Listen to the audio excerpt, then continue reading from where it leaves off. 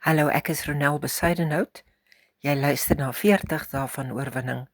Vandag is die 37ste dag van lydingstyd. Ons tema vandag is oor oorwinning oor duisternis. Die teksvers kom uit Lukas 23 vers 44. Dit was ongeveer die 6de uur en duisternis het oor die hele aarde toegesak tot die 9de uur. Vir 3 ure hang daar 'n onverklaarbare skadu oor die land. Die lig van die wêreld hang in 'n kruis en selfs die skepping lyk asof dit asem ophou.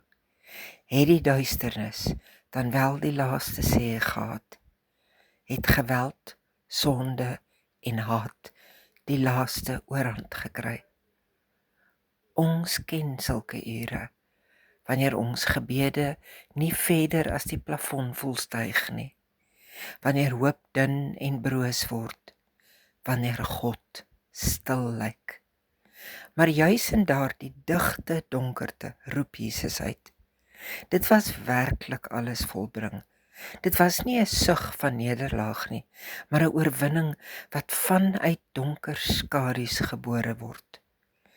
Die duisternis het gekom, maar dit het nie gebly nie. En omdat Christus oorwin het, kan ons selfs in ons donker ure vas staan met hoop. Ek wil graag saam met jou bid. Wanneer my wêreld donker word, hou my vas aan u voltooide werk. Wanneer ek dink die nag wen, herinner my dat u reeds oorwin het. Laat u lig in my donker bly brand. Laat my ook in my donkerste ure vas staan in die hoop wat u aan ons gegee het. Amen. Dankie aan elkeen wat reeds hierdie bediening ondersteun.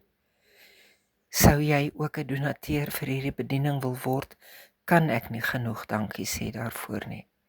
'n Oorplasing kan gemaak word aan die besonderhede onder in die teks van hierdie boodskap.